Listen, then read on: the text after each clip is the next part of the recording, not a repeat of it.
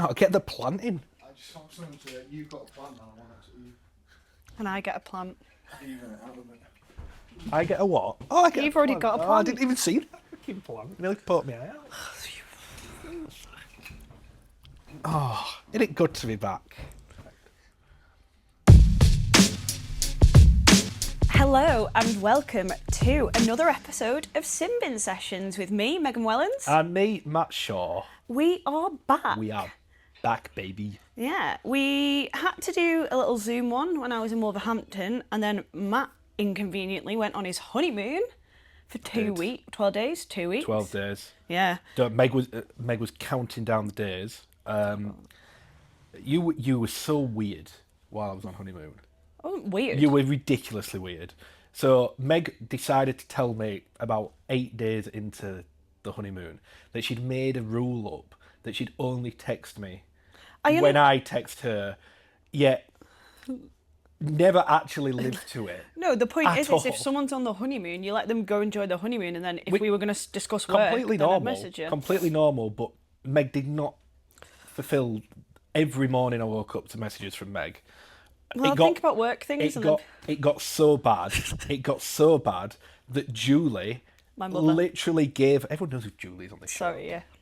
Gave her a dressing down. Leave him alone. Well, the video she goes, leave him alone. He's on his honeymoon. Yeah, literally, never ever ending. Yeah. But we're back. How was the wedding and the honeymoon? He's a Disney adult, so he went to Florida for his honeymoon. Meg just wants me to tell one story from the wedding, which I'm aware of. So, yeah. What story do I want you to tell? The one where I fell, nearly died. Oh, that was the night before your wedding. Yeah, the night before the wedding. So nearly died's a bit of a stretch. I think I nearly died. Yeah, right. So one of my best friends, it was his wedding.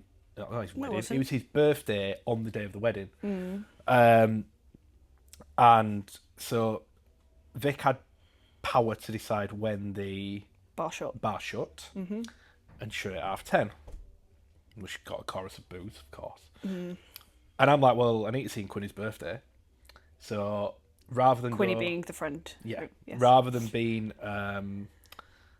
going back to sleep, I went like a normal person to the night before the wedding. His big barn with all the lads and went in the hot tub. I left said hot tub at 2 a.m. in a dressing gown, but then because I was drunk, we went through a bottle of rum pretty quick. But I was staying somewhere different.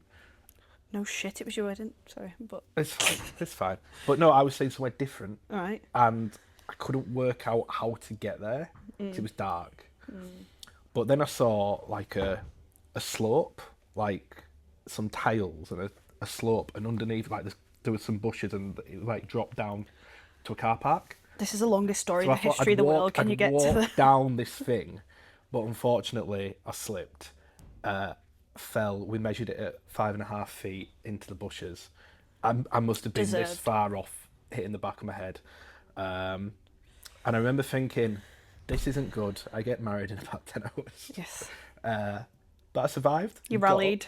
Got up. I was a trooper. You were a trooper. Got up, went to bed in the dressing gown that was filthy. Wrecked. Probably not going to get the good housekeeping deposit back because of that. And was in the hot tub at 7 o'clock with a beer. There you go. Like the machine that I am. Anyway. Yeah. But overall, you've had a good 2 weeks. And then went to Disney. Which you... Well, I don't have an issue with Disney. I have an issue with a certain type of adult that goes to Disney. No, you have an issue with adults who don't go with children going to Disney. I haven't. No, but it's not just that. It's not just that I don't mind them going. It's when they're like obsessed with it, and I don't know, wear T-shirts and shirts with Disney characters on them. I have two Disney shirts. I have 2 Disney shirts. One that I wear to my... Like, it made me reevaluate our friendship that you own those shirts. Grow up. And then, to make it worse, as you'll have noticed, we're at Wigan, and he picked me up from the station, and then when he got out the car, he was wearing Disney Crocs. I think that's absolutely perfectly acceptable. But I had a great time. The highlight, really, for me, was the fact that Meg is now an expert on Disney because she's searched that many TikToks on it.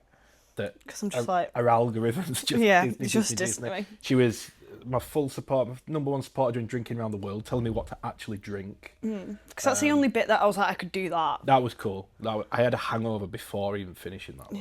Wasn't good. I think it was that sake that you made me drink. In Japan. Yeah. So yeah, I had a good time. Anyway, I don't know why we're all talking about me. You spent the last month of your life just in a state of hungover. That's not a word. Month's a bit of a stretch. You went to Wolverhampton. We recorded on Zoom. You were hungover. Every time you messaged me, which admittedly we didn't speak much that week, you were hungover every time we spoke. You then went to... Hotel has a 24-hour bar. It's dangerous. You were constantly hungover. You're hungover today. You were hungover... Today was an accident. No, it wasn't. Why are you lying? I mixed drinks. It was silly. But you do this every time you drink. We've had this conversation on this show, and you still do it. You were hungover on Sunday. But can I just make the point of how Matt, when you turned up to this show hungover, and the fuss that you created... What fuss did I make? The sunglasses. That wasn't a fuss, though. It was a fuss, and you went and vomited in the toilet before. I did. Whoa, that is. Okay, you were like, I need to go in the toilet, and I didn't throw up. You were nearly going to. Did I throw up? I don't know. I didn't follow you in the toilet. I didn't throw up. I didn't turn up with stinky breath like you did. I had to have chewing gum all morning.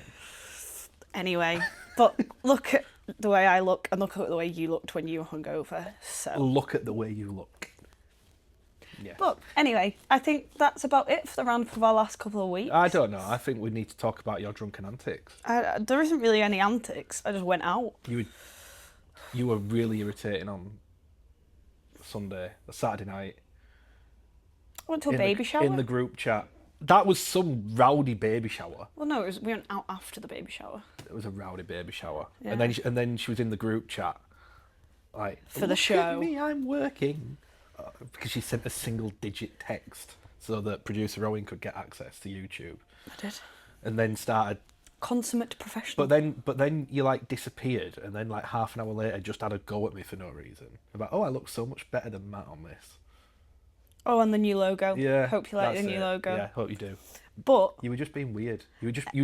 I think, basically, you've missed me while I've been away, and you were just trying to find reasons to speak to me. She was after a bite. You were definitely after a bite. You think that? And I was queuing for the teacups at the time. Again, Disney adults. But anyway, you may have noticed we're at Wigan. Yes. Wigan Warriors at their training facility. They're very kindly letting us use their chill out room. I do have one apology I need to make. I've spent the whole show messing with my ring. It's doing my head in. I'm not going to lie. I don't know how people wear rings. I mean, you'll just get used to it. I shouldn't say this.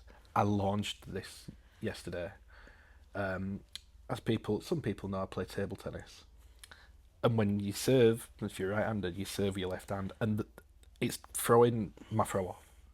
So I faltered for the 6th time in a match. I literally went, and I lost it in the wave pool as well. I mean, you'll get used to it. I hate it. Well, I hate it. And it's also really scratched. Get a tattoo. It's already really scratched. Someone said, why don't you get it on a necklace? Oh, I'm like, can you imagine? God. Don't cancel the podcast. Don't think that's a good idea, No. Your Honour. Anyway, moving on. We are in Wigan's chill room. Yeah, we're in Wigan's chill room. And should we get into the actual rugby talk? If we have to, yeah. Yeah. Well, you're going to have to fill me in, because I know that I worried a lot of people, because I went on a social media silence. Or certainly publicly. Breaking my silence. My private Instagram was running wild. But... I guess then let's get into the biggest stories that have happened over the last couple of weeks. Right, fill me in. I guess the first big one is JH31 heading to St Helens. Jackson Hastings has signed for St Helens. I cannot believe you just called him JH31. That's what you call him. That's why I said it. Difference. Okay. But signed for St Helens. Thoughts? I do like the signing. Mm-hmm. He does come with a point to prove. Yeah.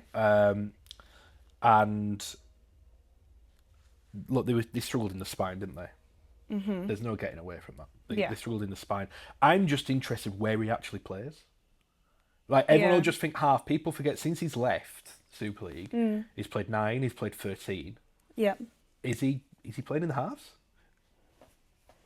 I get Well, the I I think- get the impression all the sounds that we've seen or heard from Paul Rowley so far are that George Whitby's playing. He spoke a lot about him So then is he partnering Tristan Saylor or Jackson Hastings? or Johnny Lomax. Well, Where do all these people fit? hold fire on Johnny Lomax because I think we'll get into that in a minute. But I just think first off, for you, what does Jackson Hastings bring for St Helens? Quality. Quality. He's a quality player. But- There's no getting away from that. I think he is a quality player, like you say, point to prove. Probably brings them the things they were lacking last year in the spine. But I think, given Saints have been on the Saints fans and people within Saints have been on the George Whitby needs to play, George Whitby needs to play, George Whitby needs to play. I think they can't now not play. Well, this is it. Him. They were all screaming, and to be fair, I Yeah. was like, by the end of the season, like, I think Whitby should be given a go because of the last players. But it does. This is what happens with young players, right? Everyone wants the young players to play Until you get a quality signing. until you get a quality sign. Then you don't want the young Yeah. players to play, and then you moan that the young players aren't playing again. Yeah. For me personally, I think if you look at the history of good British halfbacks that have come through in more recent years, your Mikey Lewis's and your Harry Smiths, they normally get the trigger pulled on them at 21. Whitby's 20. So I think maybe another year. Yeah. Me being a Halifax fan, would love George Whitby to spend the year on loan at Halifax. But but that I- doesn't sound like the plan for I him. get the impression that Saints going to pull the trigger on him this year. But they didn't give him the 7 jersey. No, they didn't. And there was rumblings that they would. They were never going to take that off, But they have taken off Johnny Lomax, Captaincy. the captaincy, which I think is a telltale. sign that he's not starting. He's not going to play every Yeah. week. Or he's going to be on the bench in some capacity, Yeah. Does he become the interchange hooker? potentially. I think he's got that game in him. When I say what are they doing with Jackson Hastings? They're not going to play him at 9. They've got Darryl Clark, but they could play him at 13. Then where you put in Clemmer, Clement plays middle. does he? Yeah. So then I mean, you can. Yeah, they could play Walmsley, Lees, and I think the Clemmer, and thing they with- could use your 13 as another middle. But Paul really likes a ball player middle. But can I just make the point of if you're going with Tristan Saylor, George Whitby, and Jackson Hastings as 6, 7, 13, some of the players are going to have to pick up quite a bit of defensive work. Oh, Jackson Hastings is pretty good defensively. But he's good your 6 and defensively. 7 is Tristan Saylor Yeah, and George Whitby. and that would be my issue with because I think George Whitby will be fine. I think physically he's just developing. Those two in the halves with Morgan Knowles at 13 is a very different thing. But edge I mean, Tristan Saylor's not a good defender. There's no getting away from that. And George Whitby physically is not Big enough. big enough yet. Yet. He will be. He'll be fine. But the But hey, when you part get of the close- reason Saint, I know he got the head knock and then that moved him from Halifax, but part of the reason Saints stopped playing George Whitby so much was because teams were starting to target him for defensively. sure, yeah, 100%. And you'd think he'd be better next year because he's got another year in the gym. He's Yeah. got another year physically He developing. trained with England. for He sure. did all that So stuff. it'd be interesting. So right now, who is your 1, 6, 7, 9, 13 for St Helens next year? Wellesby has to be 1. Yeah. I honestly think I'd play Hastings at 13. Oof. Okay. And Sailor Whitby. Yeah. The only caveat. Yeah, I think I do play that. I need to think this through properly because you got Joe Shorrocks, who's a ball playing 13, and we know Forgot about Shorrocks. we know that Paul Riddle's a ball playing 13, but he can play 9 as well. So do you have him on the bench? But then where you put in Lomax? Listen, I don't see a place for Lomax in that. If that's where you go, because then my halves would be Whitby, Sailor. But I only caveat with that is I with- can't get behind Sailor in the halves. This is the thing: is Sailor's best run was when Jack Wellesby was injured Yeah. and he was playing at 1. because he's a fullback. Yeah.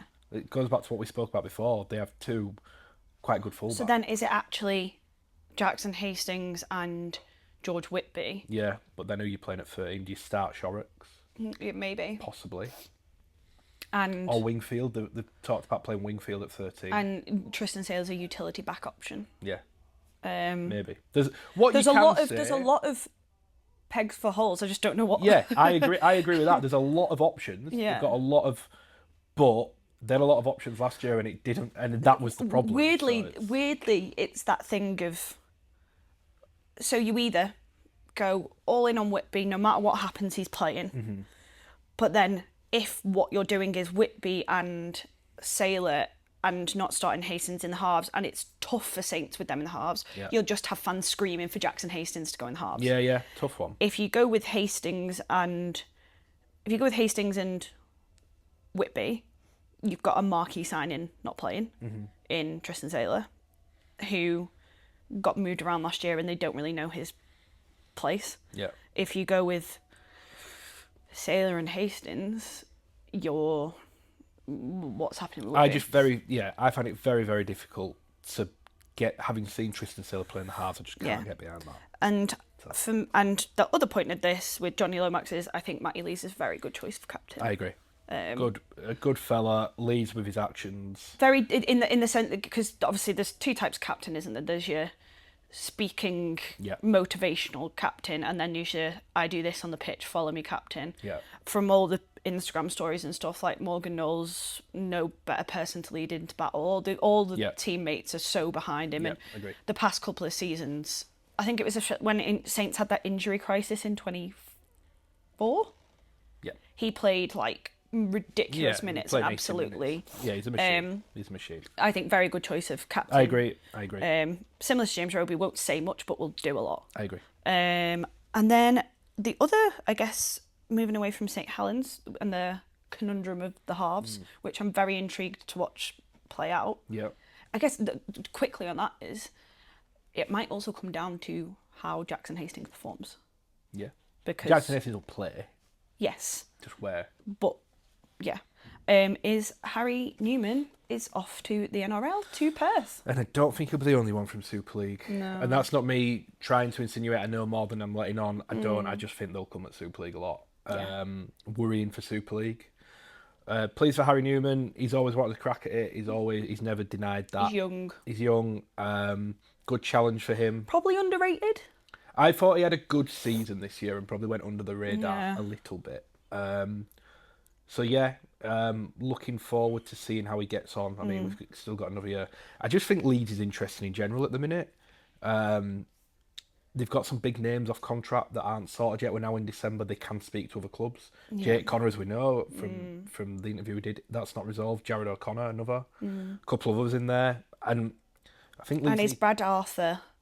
They've also got the element of Brad Arthur as well. Just a bit worried for Leeds. I've seen this happen before where there's a lot of doubt on players and coaches going into a season, and it can have an impact on the season. 100%. Now, Leeds have a couple of months to sort that out before the season starts. Yeah. But it's something I think they need. It's becoming more important than meets the eye right now, if I'm honest. Well, we kind of just, not exactly the same, but we kind of just saw it with Saints, where it was like, is the coach going? Morgan Knowles is going, Bachelor Bell's like you see the thing of loads of it, and it does, the doubt creeps into the rugby. Yeah, well, you're not focused on your rugby then. Yeah, focused on all the other stuff. So I am a little bit concerned for Leeds at the minute on that front, but there is time. They need to find for me, they should be aiming to, by the season starts, have it resolved. Yeah, for sure. But they're gonna have to find a centre now. I mean, they could promote. They've got the likes of Max Simpson. They've got some talent in there. You've got Riley Lum, but he's more of a winger. I think they signed. But you look at. There's probably going to be some change. Ryan Hall, does he go around again? I just think there could be a bit of. Depends. They're probably sitting there with Ryan Hall. Obviously, Ryan Hall will have involvement as well. It may be about whether they need someone to lead into a new thing of, and the other quick big story I'll touch on is that not only is Magic Weekend staying, it's going to Everton's Hill Dickinson Stadium. Almost like they listen to us. It's like they listen to our pod. But the one thing I am we're taking the assist. We're taking the assist, but I don't want to take the assist for the fact that it's a loop fixture. Who cares? We've always had loop fixtures. I care because we were told over and over that we went to 14 teams to get rid of loop fixtures. And not only have we kept a loop fixture, but we've kept one that has nothing to do with people's finishing in the tables. It's just another rivals round. Let's be honest. We all knew when all they could come out with justifying 14 teams next year, get rid of loop fixtures, that argument was ridiculous and Yeah. so weak, and this has just proven exactly what we were all saying, because now they're doing it. And if they really felt that strongly on it, it wouldn't have happened. Well, if they really felt that strongly on it, they'd have to go to clubs. Magic Weekend is a massive thing we want, but each year someone's losing a home game. What they've done, just so people understand why they've done the loot fixture as they have, and it's a commercial thing. The big argument was 18 playoff or Magic. The 18 playoff brought in more games, a bigger format meant bigger games, Less competitive. The centralised events, so it was just a money thing. It was Yeah, just pure commercial. The reason they've done Magic as they have and made it derbies is because they think commercially that will bring in bigger crowds to Magic. And the argument of the 18 playoff fee Magic was, well, what will make more money? The only thing I think, if I was working for a club and I am Saints or Wigan going, so I've got another Saints Wigan derby, but then you're Leeds and you get to play Bradford again. Yeah. It's very, it's if it comes down to, if Wigan lose the league by a point.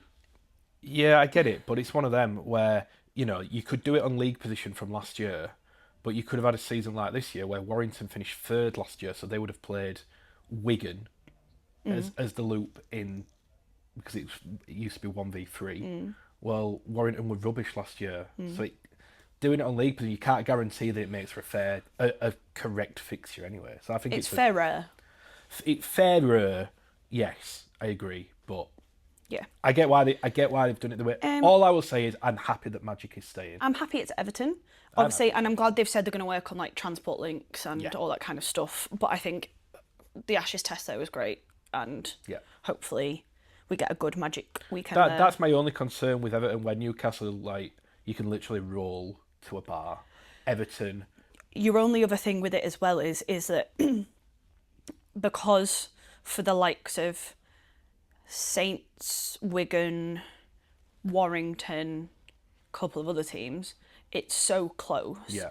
Those teams aren't going to treat it like, not the teams, but like the fans may not treat it as Magic weekend away. Yeah. They're just going to get a coach to Liverpool. And then get the coach home like it's a normal match. Even people from Yorkshire. Yeah. Because it's like travelling to watch them at St. I thought this, like, if it was at the Etihad. It's a bit different. But yeah, but if it was at the Etihad, would I stay over in Manchester? No. I'll probably stay over in Liverpool because it's about an hour and 20, an hour 30 for me. I won't. It's down the road. Yeah, there's no need for you. Yeah. You get a train. It'll take you 20 minutes. Like. Okay, just pick me up. But it's just that element is like similar to when it was at Anfield's a bit different because where Anfield is, whereas this is on the docks. But like, you aren't going to have as many people like going to Newcastle for 2 nights. Do you know what I mean? Yeah. No, I agree with that. It won't have that where Newcastle. That's why I think I'd love it to go to like Dublin. Well, you had your first Newcastle experience, didn't you, with Magic, and paid the price. And Shock horror, Meg was hungover. Well, it's a recurring theme. Just to let you know how hungover Meg is today, she made me put a mic on. I'm powering through and I feel great. But that leads us. Thank you. That leads us into try or no try, and we've got a few little topics we want to discuss. Well, I'm going to throw these at you. Okay. Because I've had time to think about them where I'm sort of snapping at you. The first thing is gradings are staying. Gradings are staying. Which has surprised me. I genuinely thought they'd go back to promotion relegation. So did I. But they're not doing. However, they're evolving. Right. And I won't say what I think. I'll let you say first. So they will make changes so that gradings scores are more reflective of on-field performance and future finance projections, not historical finance projections. So the logic for that is they want what you do on the field to count for more. Yeah, which I'm fine with. And financially, so the examples are used, Salford as an example, finance score has gone up despite being in absolute shambles because it's based on the 3 previous years. It's not based on your current year. But future projections are a bit iffy. Yes, agree. But it'll be based on how your finances are right now and looking forward a bit more. But so they used the looking forward model. I know they used that for the teams that they 13 and 14 brought in. Yes. that was part of one of the big things was they had to give them finance scores for the next, can't remember how many years. 3 years or something. But but we can all predict. We can't, but you can't say what happens to a club in a year's time. I think they will have to show physical proof of. Yeah, they're going to have which to. Which is fine. Yeah. So, and then things that are out of a club's control, such as catchment, will no longer exist. Because they're saying you're judging clubs on things they physically have no control over. Well, the one that was silly with that when it first came out was London. The only thing that I think counted for them was Earlsfield, which is just so silly because it's in the capital city. So catchment's gone. Yeah. And there's more focus on field, more focus on present and future finance. Thoughts? Don't mind it. I'd like to see the ins and outs of it before I pass full judgment on it. Future finances, I always have a bit of a think about because I'm like, well, I could say in 3 years' time we're going to make £3 billion because from this podcast. Just seeing producer always say, I'm coming for a pay rise. Because I don't know, because if we continue to grow it, because we've launched a podcast and we've grown at 458%. So then if we continue to grow at 458%. Is that what it is? Something like that. We just make it up. Something like that on our analytics. Yeah. But if it continues to grow that percent, then we'll be making £3 billion. Yeah. Also, the clubs that have come up are going to incur more costs purely from being Super League clubs. Yep. Central funding, they've not got that for a year because that's the elephant in the room at the minute, isn't it? Yeah. And that's going to be massive because, well, I think that's whatever happens with that is going to decide a lot of things. Yeah. And yeah, so I don't mind it. I knew they were going to have to give time before promotion and relegation anyway. They weren't going to be able to immediately bring that back in. No. I think either way, we're going to see London come up. So yeah, I agree. I just don't know who is going down. Me neither. But then, if you would have if they were going to promotion and relegation and would have the caveat that the 3 teams who came in shouldn't be able to be relegated, should they be allowed to go down on gradings? Good question. It's fair. If you were going to say in promotion and relegation that you need to give them time, were they going to do that? I think they would. I think maybe that's why they've not done it. Yeah, because they didn't want to give them time. I agree, because they want one of them gone. But I'll say I'm massively in favour of these changes they're making to gradings. Yeah. I remember on the show we did at Odsal, where you were like, grading should stay, but tweaked. I just didn't think they could bulletproof it enough, and I'm still not convinced they can. But at least by getting rid of catchment and making it more on field, which you can't really manipulate, and your current finances, you still can to a degree, but I think they'll make it harder. At least they're making it more bulletproof. I don't mind them going, look, we think gradings works, but we need to improve it. Great, that's what we're all saying. Yeah. It's just, I think they've gone, if we brought P&R back, we'd have to give them a safety net. We don't want to give them the safety net, so we're going to improve gradings. Yeah, maybe. And what's your other big try or no try? Well, these are all quick fire. So the clubs are meeting to talk about 2027 now. Right. And how the calendar looks, what they do. But how can they decide that when they don't? Well, that's a fair point, but that's what they're doing. Right. So there's a few things. Now, you will have heard all of these things already. They've been mentioned several times. But we'll just go through a few of them to get your thoughts. Well, our thoughts. The first one, we've already kind of mentioned it. The introduction of an 18 playoff system. Never. Don't do it. Poor. We need one of those rubbish, tables, don't we? Like you have lame, the pint and lazy. strong disagree. Anti-competition. Yeah.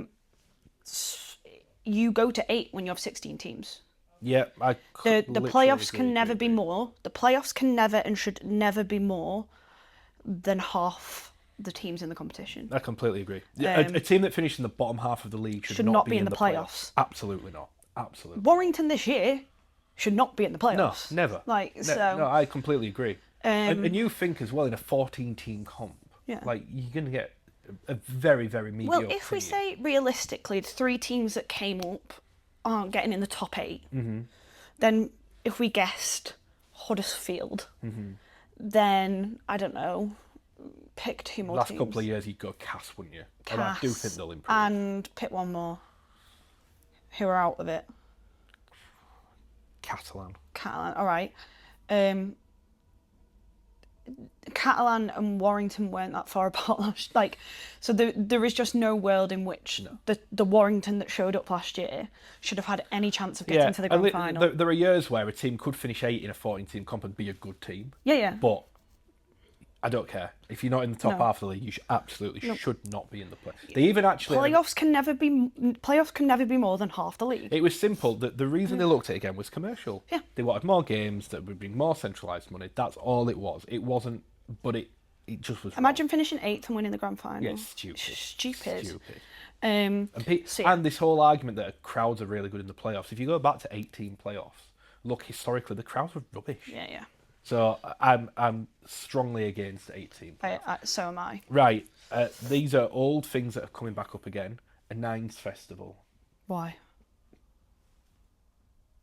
No teams will send anyone to play in it. That's my big issue with it. It won't make any money because who's going to attend it? That's my second biggest issue. And it's wasting everyone's time. So, no one cares about Nines. Yeah, my problem is this, simply. You go to the coaches, right, okay, we've got Nines Festival this week in a season where there's no weeks off or anything. But yeah, we've got a Nines Festival. Okay, I'm going to send the reserve team. They're not going to send the star players to play in it. Until we've got to the point where, like Rugby Union, where sevens is, we've got it in the Olympics, and there are genuine professionals who play purely sevens. Yeah. So, there are Olympians who are sevens players. In the women's game, Alona Mayer, she was originally a sevens player that transitioned to play for the World Cup for the women's team. Yeah. And had to completely change her game, and she was like, it's a completely different sport at the end of the day. Yeah. Until the RFL have decided that Nines is something that they want to be a standalone sport, it's pointless. My thing with it is, it's not going to count towards your league position. So what's it for? Not only do the coaches not care, the fans aren't really that bothered. Do it as a charity weekend and get ex-professionionals playing it. You'd get more people going. And I understand the idea of it, events culture this, and you can create an event, but ultimately, I think we've got quite a lot of events already. I don't think we don't maximise the events we've got. So why would you add another? I do not think you're going to get fans to go to a Nines event about something that doesn't impact a team's season, where the best players probably aren't going to be there. Who's broadcasting it? What media is covering it? The only way you get the clubs interested is if you put league points on the line, which you're never going to do, or you put a heap of money. The sport has no money, so do you know what? Don't see how you do it. Or you have it where Saudi Arabia gets involved and they say, "Come play here for £1 million." Yeah, but maybe that's it. Maybe that is where the future of Nines goes. We know that Qatar came in for the World Club. Yeah. So maybe that's it.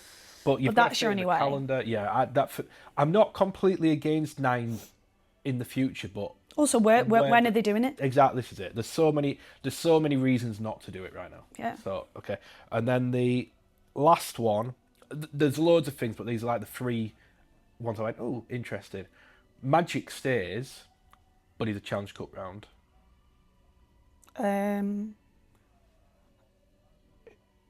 Sure. It would get rid of loot fixtures, right? But you're relying a lot on a good Challenge Cup draw. Yes. Where we've got the commercialised element of this. So Magic, which bit of the Challenge Cup do you put there? What round do you do? Exactly. Because at the minute, there's Toulouse and Catalan out at Magic because there's only space for 6 games. So are you doing the last 16? Well, that's 8 games. Or do you do the quarters? That's only 4. Yeah. So how does that look? So that to me is... If you were going to do a Magic as a quarters, you're not going to have an Everton because it's too big. God forsake, we'll be back at Ellen Road. And also, you're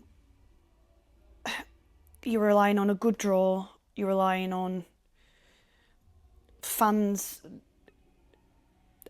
pending in the masses. And there's a lot of Super League clubs who won't be involved in that at the end of the day. Well, if you did the last 16 with the format now, it'd be the round where all the Super League teams are in it. That's the round they enter at. Yeah. But then They're playing like, I don't know, clubs Lee Miners. I don't know. Well, West Hull were in it. Yeah. Yeah, they played Saints. West Hull played Saints. Yeah. So And in the first half, it was a bit dicey. I know. But I'm not completely against the idea. I just don't quite know how they make it work. I don't think you can have it where Super League clubs enter at the point they do, and also do Magic being Challenge Cup. You just have to do it at a small stadium. Yeah. You could maybe do it at Blackpool. But then what's the point? You could maybe do it at Blackpool. Then what's the point? I'd like a night on Blackpool. I went on a night out in Blackpool when I worked the darts there, and it was eye-opening. I love Blackpool. That's probably the drunkest rugby league now I've ever had. Okay, I'm going to bring up actually one more from Try and No Try before we move on to your captain's challenge. Okay. Which I think you were going to bring up, but I don't know if you forgot, was the changes to a couple of the refereeing. No, you were supposed to bring that up. I think if you look at the script, which you've clearly looked at, it says Meg brings this up. I'm going to bring it up right now. But Meg's hungover and can't read, so there we go. So, quickly we'll do the shot clock. Okay. So I'm just all in favour. I'm happy with the shot clock. Yep. The other one is that if they think it's a try, they give it, and the video referee looks at it. So they do this in rugby union, I think, already. So, like, they give it because they think it's a try, and the video referee basically looks no matter what. It's just like VAR in football. Yeah. It's sensible. Then, if they don't think it's a try, it's sent up to the video referee in the normal sense that we normally see. Yeah. I'm in favour of the change, but there is...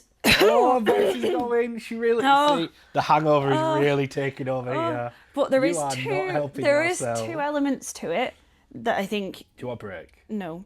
There is two elements to it that I think... a bottle of water? Shut up, I've got a bottle of water. There is two elements to it that I think they need to think about. One is the VAR element, where it takes away the, like, woo, because you know it's being reviewed no matter what. Yeah. So all tries will now be reviewed. Yeah. Which you have to think about, if you know what I mean. Second part is, does it actually speed anything up? We'll speed it up. Do you think? For sure, we'll speed it up. The time between a try being... Every try's being reviewed. But still, the time between a try being scored and the goal kicker going through his routine and da-da-da-da-da... Well, no, because they've only got 60 seconds. Yeah, but if they've scored and it's been reviewed, they'll still be able to put it on the tee. They'll still be able to do parts of the process. Well, actually, sometimes they'll take the kick and then it just all gets taken off. Because... It'll be a couple of minutes. So I'm all in favour for that. I think the change is good. We said on the last show, or the one before that, the biggest bugbear we've got is just how long everything's taking. Yeah. And one of the things we said was goal kicking. Yeah. Painful. Actually, someone in the comments brought up, because we said that if we could change one thing we said about this. Yeah. Someone said, how have you both not said the ruck speed as the thing you change? But I just want to, very interestingly, so from how I understand it, the referees aren't told a set time for the ruck speed. I tell you what, good luck trying to explain this and make sense of it. I know. I'll leave this to you. On my hangover. So the idea of it basically is that the teams are controlling the speed of the game. So if the teams seem to be wanting a slower game, the referees go with the speed of it. Yeah. If it seems to be a quicker game, the referees go with the speed of that. Makes no sense to me. Just have it that you have a set rule of how long the ruck has to be. I mean, they get the kind of a stopwatch and be like... Well, no, but... It's been 2.6 seconds. In amateur rugby, you used to learn 1, 2, 3, exactly, get up. Exactly. Like... It's really weird. And because you have clubs complaining, saying, no, we didn't want a slow game, they were just slowing it down. But I've had coaches say to me as well, we wanted to play quicker, but the referee wasn't playing to our speed, so we've just slowed it down. Yeah. So... Yes, we'd change that, but it is very complicated in its current state. Yeah. I do agree that ruck speed needs changing, but for me, the whole video referee and captain's challenge I mean, captain's challenge seems to stay in, which I'm not a fan of. Yeah. Well, it can stay, but I think it would be great if we put a time limit on that as well. So then, if the video referee can't come to a decision in Yeah. 90 seconds, it's inconclusive. I just think, unfortunately, the technology's not there to do it. Probably not. To the adequate standard that we Probably. need. So I'd just get rid. But, yeah. Well, we want to know what you think too. Captain's Challenge, should it stay, should it go? Ruckseed, should it be a set amount of time? Yes, Magic, of course it should. Magic, no, just vibes. Just go with vibes. Magic, should it stay as it is? Should it be this loop fixture? Should it be Challenge Cup? Let us know in the comments and make sure to like and subscribe. And that moves us into Captain's Challenge, which is you this week. Yeah, right. This is controversial, and I know that Controversial. this is going to rile people up. But While you do your argument, I'm going to have a sip of water. Go on.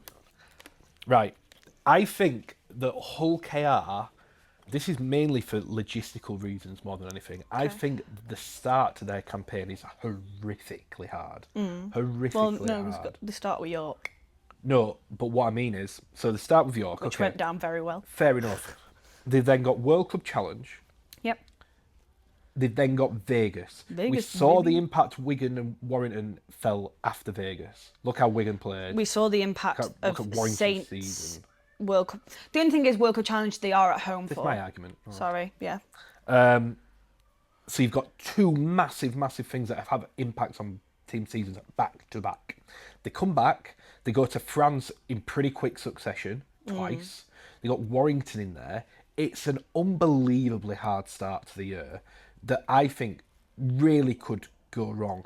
The other thing, there is no break in the season this year, as we know. Yeah. They're going to have to play a game probably midweek somewhere because they've got the bye in the Super League.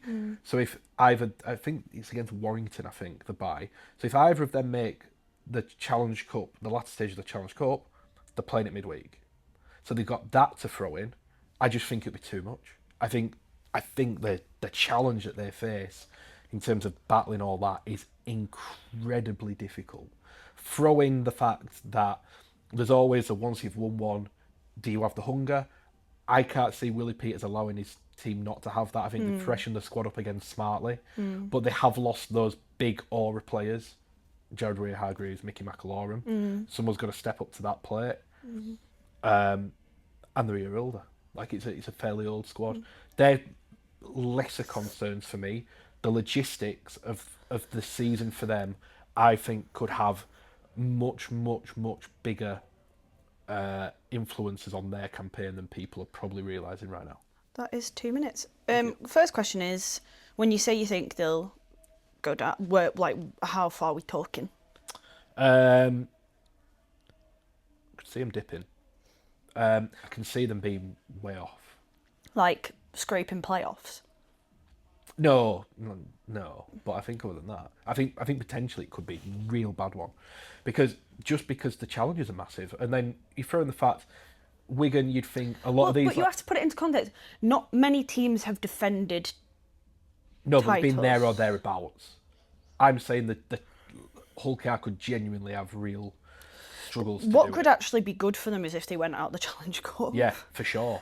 For sure. Yeah. If they got knocked out of the Challenge Cup early, I'd maybe change my argument. Yeah. But it still depends on Warrington not making it to And that round. the only other thing as well is that World Cup Challenge is on home soil, which is a bit Right. different. Yeah, but you've still got the impact of it. It still takes something out of you because you build yourself up to it. You know, Yeah. you talk peaks and troughs of a year. Yeah. So they've got peak, whoosh, got to travel to France twice quick. Yeah. Honestly, I think they've got it real tough. Real tough. And I think that's going to be very, very hard for them to navigate. We know that they like having massive pre-seasons.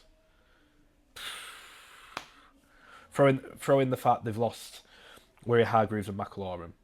And now they're signing Carl Lawton, which I think is a smart signing, because my main concern before seeing the fixture list for Rovers was Jesley. Do you not think they should have trusted Leyland? Is he ready? Well, we'll never know because he doesn't play. He plays 8 minutes. The problem is this, right? If Jez Litton goes down and you're the Super League defending champions, and then your only hooker is Bill Leyland. I think the issue Hull KR have, I think it all comes down to the fact of, and I know they are trying to build it now and it's going to take time, is that they aren't a club with currently a strong academy. Oh, it's going to be. It's so hard for them to have longevity at the very, very top of Super League because they haven't got the kids Because coming they through, can't for at the sure. minute do a Saints, Wigan, Leeds. And that's it. Really. Yeah. Huddersfield do bring, but they don't get other things right. Warrington to an extent. Getting a lot better. Yeah. Getting a lot better. But probably Hull KR are on a 5-10 year path towards trying to join that. Completely. And until they join that, they're never going to have longevity. That's why a lot of their signings this year have been 20, 21, 22 year olds, because they're trying to fix the lack of players coming through. And then the argument is, they don't give them a chance, and it comes back to what we said about George Whitby. It's very similar, but I for me think if Jez Litton was to go down with an ACL round 1, then you're running with Bill Leyland is not only your first choice, he's basically your only hooker. Yeah. That's like, I don't think they could. But if you Bill too big a Leyland, risk. I get it from Bill Leyland's point of view, completely get it from Bill Leyland's point of view. But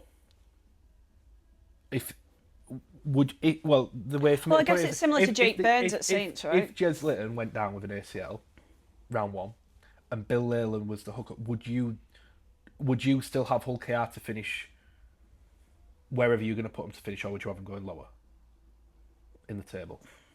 I don't know, because I've not seen Bill Leyland play at hooker that much. Bill Leyland's a good player, run threat. Parts of his game needs to improve. Many a team have gone with a young hooker and it's worked. Who? Wigan. Brad O'Neill, yeah. Back in the day, Saints. Even Brad O'Neill, you've got to remember there was a bit of a transition period though with Sam Powell. Yeah, but my point is that Brad O'Neill didn't suddenly get thrust into being the number 1 choice. Sure, but then that's why they should have used him more.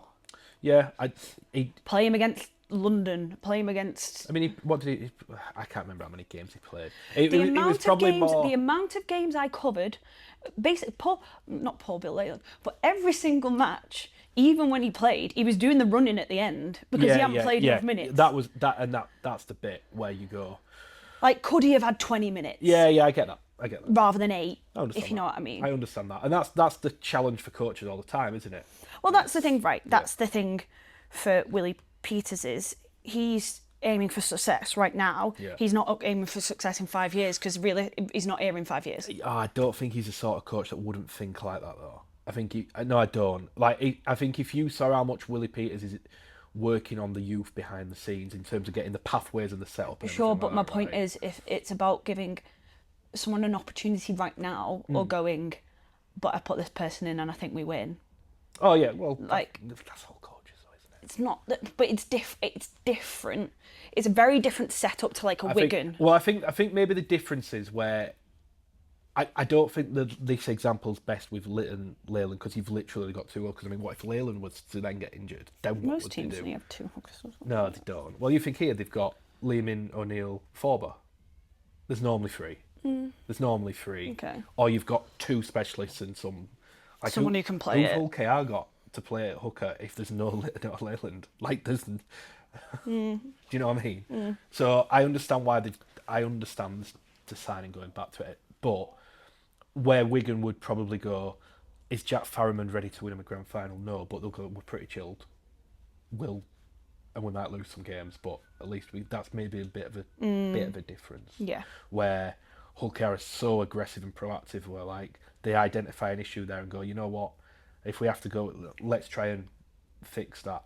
And it's hard to argue with KR's logic because they just want a grand final, they just want a treble.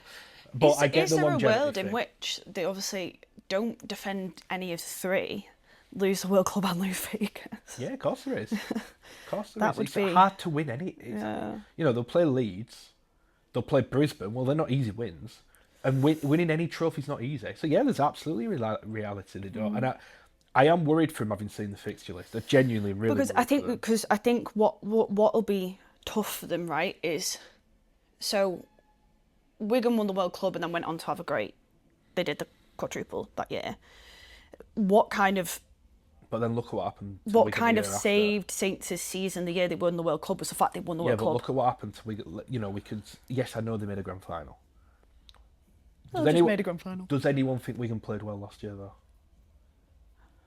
Think about their campaign. I don't think they were what they were. They were previously. No, and they they played well at the back end for a bit when Bevan came back. But then look at them in the grand final. Yeah.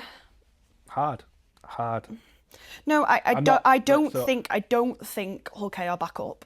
Just because, not because I don't think the squad's good, I just think that is a tough old schedule they've got. They've also got tough schedule. And I know obviously Willie Pete's still there, changing assistant coaches, we don't know how much longer Willie Peters is there. I don't know. I would. They need new leaders to emerge. What Willie Peters won't do is leave mid-season. Would I be surprised if Willie Peters left at the end of this year? No, I wouldn't. Don't think anyone would be. No, I wouldn't. He won't leave mid-season. He wouldn't do that. No. But yeah, they have had changes, and who knows? You never know. They could work out great. They could work out not. But I don't think you'd want to change your coaching staff if you didn't have to have won a treble. So the thing is if I think it's a tough one because you don't know. But I think if you could say to players you win the World Club in Vegas but you don't win any trophies, there's some of them that would be all right. No, I don't. Really? No. But World Club is big, beating Brisbane. Yeah, but I don't think players think like that. Because there's not many Saints players who the year that they beat Penrith would have swapped that for a grand final win. This is a mentality thing where I think you've got a problem as well. You've got two massive peaks at the start of the year. Yeah. That the players are probably building to right now. And then can they do it on a cold Friday night in Odsal? But then they've got to come back and get back to that task. Yeah. Very hard. Very, very, very. I honestly think the challenges I think it's also the thing of the salary cap sport thing, and they're on probably the precipice of coming down in terms of their salary cap on the moment where they've got a year of crazy matches, and it all. I think honestly, if they navigate it and win a trophy, I think they've done so well, because I think if you actually look at the facts of how their season looks, you go, wow, that's tough. Wow, that. Bear in mind they're all coming back late because they made a grand final. They don't even have a long pre-season. There's a lot going on there where you go, wow, this is hard for KR. No, I agree. I think I'd be very shocked if they won a trophy. I don't know. Would I be shocked? No, I wouldn't be shocked. I find it hard to see him winning a grand final or a league leaders. I could see him winning a Challenge Cup again. You can get a good draw. And I could see him winning the World Club. And people could... You can see them winning the World Club. Oh, but everyone said this when Saints went to Penrith. Everyone said this when Penrith came to Wigan, and they won. Why do we suddenly think it's different now? Why do we think it's different this time? Saints at Penrith was very different. No, it wasn't any different. It was very different. It's not different. It's the same in that nobody gave Saints a chance and they won. Nobody gave Wigan a chance. I'm not giving Hull KR a chance, and they won. but I've just watched the Ashes. So what's that got to do with it? I'm not even going to say your stupid saying. Price of fish. What's that got to do with the price of fish? Yeah, it's irrelevant. Completely irrelevant. Hull KR could win the World Club Challenge, I would not be surprised. And everyone will go, meh. But it's this lazy thing, the NRL's so much better. Well, I'm sorry. How did you predict the Ashes would go again? I did think England would win at least a game. But still. So we'll see. Yes, such a twat. So, I can't believe you just said that on the podcast. You swore really wrong. So, do you agree? Do you think Hull KR can back up? Or do you think they'll be on a slow decline, like Matt thinks? I'm not sure. I'm stuck between the two. Part of me thinks, because I think Willie Peter's an incredible coach, and I think he'll have figured out ways to get that motivation going again. It's not a motivational thing. Yes. Well, no, there is some motivation. To some of them, it could be you could get complacent, but I'm not generally. That's not really my big concern with KR. Yeah. My big concern is the logistics of their travel and their season. But my point about motivation is you start here. Yeah. And then I don't know in March. On once you've got Vegas and World Cup a Thursday, they're going to God knows where. Do you know what I mean? You've got to go to Toulouse. Yeah, it's very different. Catalan and you're away from your family again, which has been for a long time to beat to Vegas. And Tough. Yeah. But let us know what you think and make sure to like and subscribe. And with that brings us to the end of this hungover Simming Well, session. for you, For not me. for me. I am absolutely fine. Yeah, I've gone really cold. It's calling me. Okay, good. It's Thank you for watching. As always, we love all your comments, all your feedback, and keep an eye out because we've got some more content coming We have loads of content coming. loads of content coming very soon. Thanks. Bye.